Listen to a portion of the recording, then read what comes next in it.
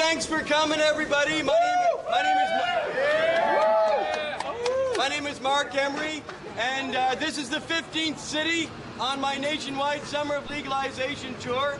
And the only date remaining is Parliament Hill on September 25th. So if any of you want to come out and join me in Ottawa and smoke out the Prime Minister and the 301 parliamentarians who allegedly represent once in the 35 years of prohibition that we've had 1 million Canadians criminalized for marijuana. By the way, 2 million Canadians in the last 35 years have been charged, detained, arrested for marijuana, and 1 million have been convicted. The most staggering numbers you could imagine. And you know what? In that time, not one member of Parliament has ever gotten up and asked the Attorney General a simple question. What is the moral basis by which the nation persecutes the marijuana people? How does the nation in any way benefit by rounding up systematically? Last year alone, 50,000 Canadians were charged with marijuana possession and cultivation when marijuana was even legal last year. So imagine that. 1 million Canadians convicted and 2 million charged, hassled, detained, arrested in the last 35 years. Every 6 minutes, a Canadian is arrested for a marijuana offense, and every 15 minutes, a Canadian is convicted of a marijuana offense.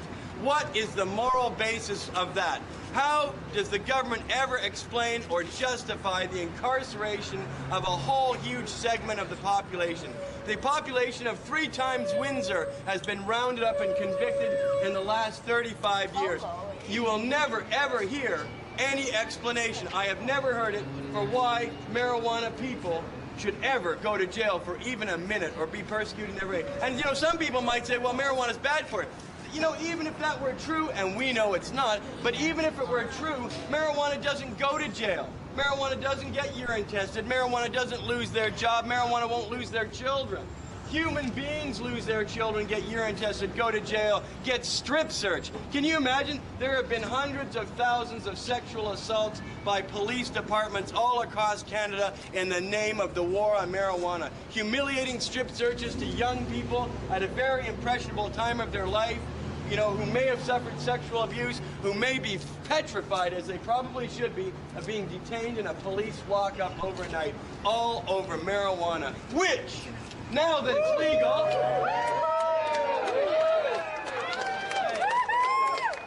and we're going to smoke this all together at 420. And I brought something that the Americans would like if we have any visitors. Anybody here from the United States? Right here. Good, good. I brought something real heavy, the Chronic. I wouldn't want to underwhelm our American friends who... Remember, marijuana is legal now. This is the only jurisdiction in the Western world where marijuana is quite certifiably, I know you, quite certifiably legal. Even in Amsterdam, even though they've been selling it and buying it and smoking it for 30 years, you can't smoke a big bomber like this on the street in Amsterdam. You have to go inside. This can be smoked anywhere in Ontario. You can carry it around. You could even theoretically go before a cop and go, smell that. And actually, a police officer can smoke it with you after he's off of work. There's no, he's no longer breaking the law, and neither are you. But the important thing is this. A wonderful person, Brian McAllister, a lawyer of Windsor, Ontario, and congratulate Brian McAllister of Windsor, Ontario. The first lawyer to get after 18 months. You know, marijuana was legalized by the Ontario Court of Appeal on July 31st, 2001. You know, marijuana's been legal for over 2 years, and in that time, 75,000 Canadians have been charged, and more than half of them convicted, when marijuana is not even in the Controlled Drugs and Substances Schedule. Marijuana was suspended from the schedule by the Ontario Court of Appeal with the full agreement and tacit consent of the federal government, who did not appeal that decision, who promised they would obey that decision, and then failed to do so in a most dramatic way. You know, the government expects us to be bound by the rule of law. But when it comes to the government obeying the rule of law, they do not do so. They have not ever once told you the Canadian citizenry that marijuana has not only been legal for 2 years, but that they have falsely prosecuted, and those prosecutions must be overturned. They have falsely prosecuted up to 75,000 people in the last 2 years. They have never told you. You remember, the Attorney General doesn't just represent the police. He doesn't just represent Parliament. He represents all the people of Canada. And you have not even been told the truth, that the government continues to lose court cases after court cases. That marijuana has been legal for over 2 years, and not a single member of the Canadian Cabinet, in the Justice Department, in the Ministry of the Attorney General has even told Canadians so much as a sentence of the truth. The court cases were very explicit.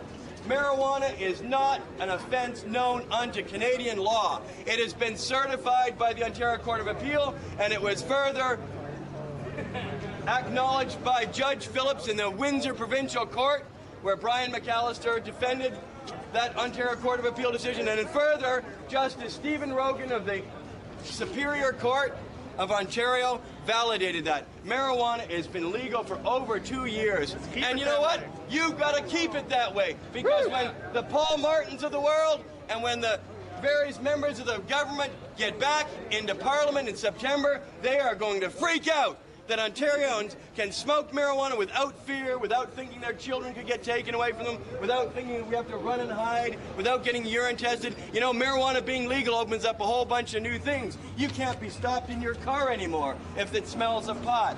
Restaurants can't lose their liquor license anymore if they let people smoke pot in their restaurants, which, by the way, no smoking regulations only apply to tobacco. And you know what?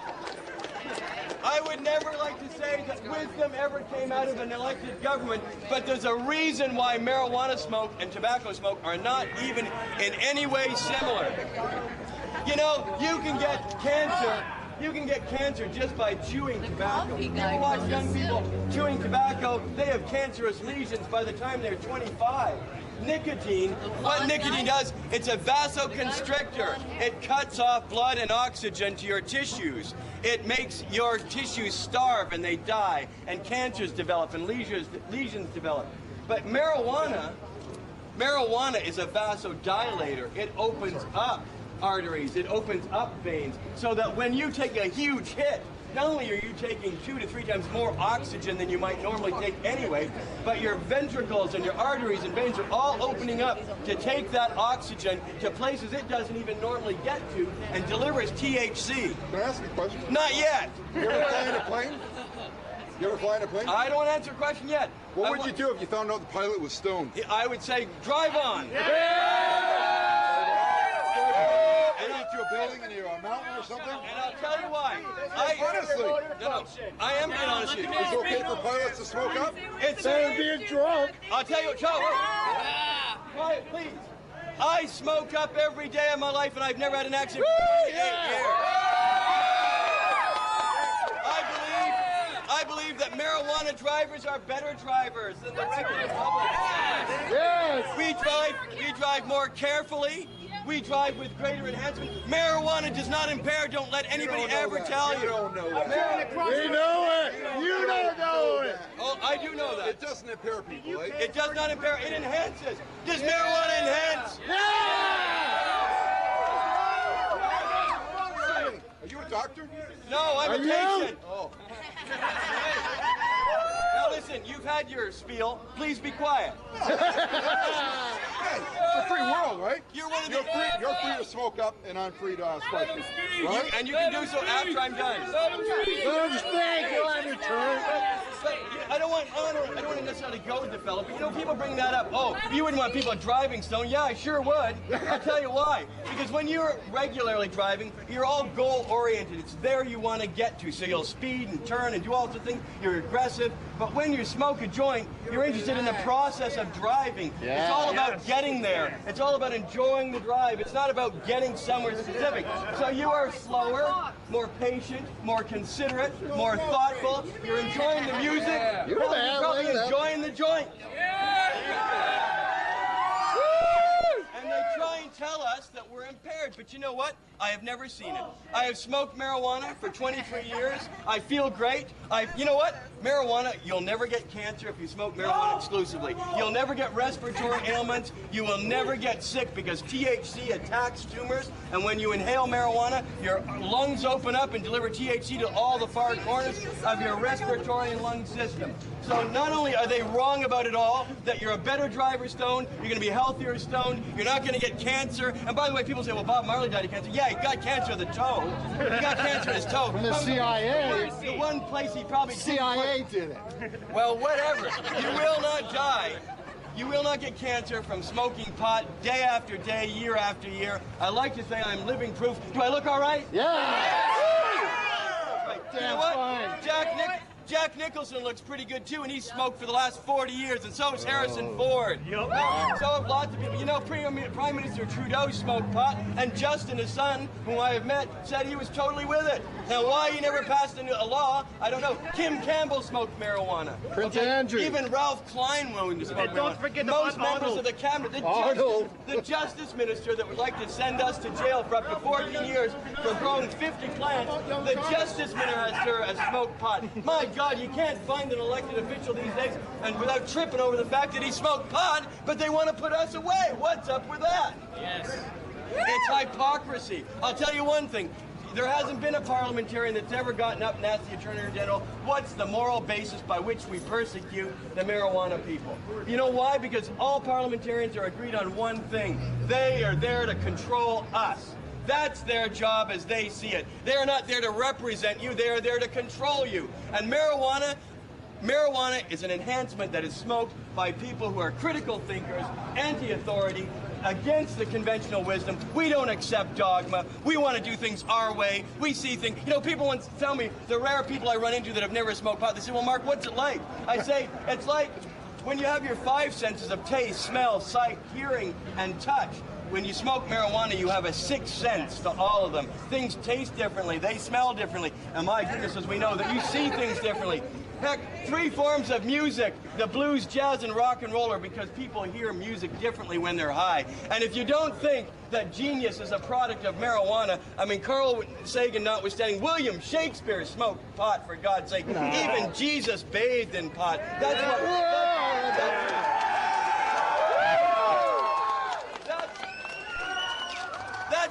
That's what the word Christ means. The word Christ means the anointed one. He was anointed in cannabis oils and resins, which grew everywhere in the Middle East when Christ walked afoot Palestine. But notwithstanding that, if you take your CD collection, and I mean every last one of you, if you take your CD collection and divide it into 2 groups, the CDs that were done and performed by people who smoked pot on one side, and the people who did not smoke pot on the other side. And remember, even Whitney Houston is on the one side. You don't have any CDs left of any merit that have people who didn't smoke pot. The Stones, the Doors, the Beatles, the Kings, everybody, most rap artists, black artists, jazz artists, all rock and roll is the product of marijuana enhancement. Now, you think that any one reason, I mean, really, you know what the point of criminal law is? The criminal law is not supposed to be used to persecute people's lifestyle. It's supposed to be there to protect us from force, fraud, and violence. That's what the purpose of criminal law is. But you know what? Generally, crime is going down, except in one area. Marijuana arrests and convictions continue to escalate year after year until even last year when marijuana was legal. It was the largest number of charges and arrests ever made in the history of this nation for marijuana.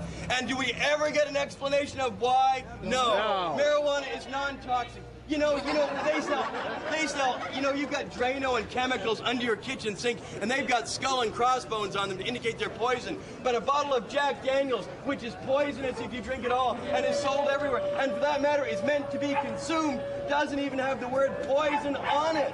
And yet, you can own as much Jack Daniels in your home as you want. You can have cartons and cases, and no one's going to ever say you're trafficking in Jack Daniels because you've got more than a few ounces or more than a few liters.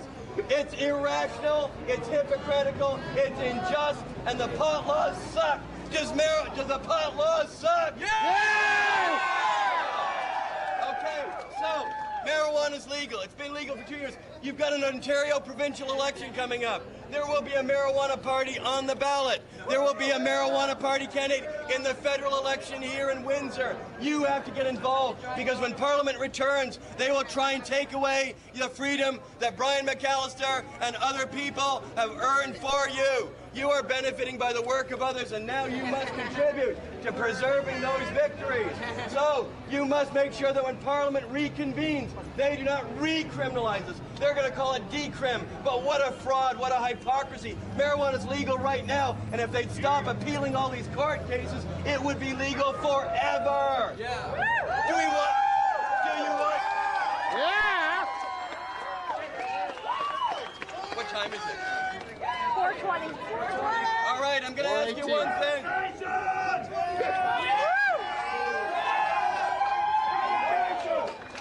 Do you want it legal forever? Then you've got to make sure you keep smoking in front of police stations, that you keep smoking in front of your MP's office, that you come to Ottawa with me on September 25th, and that you smoke proudly and never run and hide anymore. No more.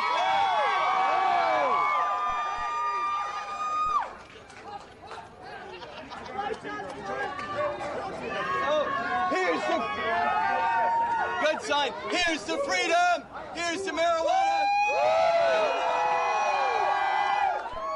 By the way, just to let you know, I've got 22 convictions for marijuana. I've been arrested 17 times, jailed 13 times, raided 5 times, and I still think this is the greatest nation on earth.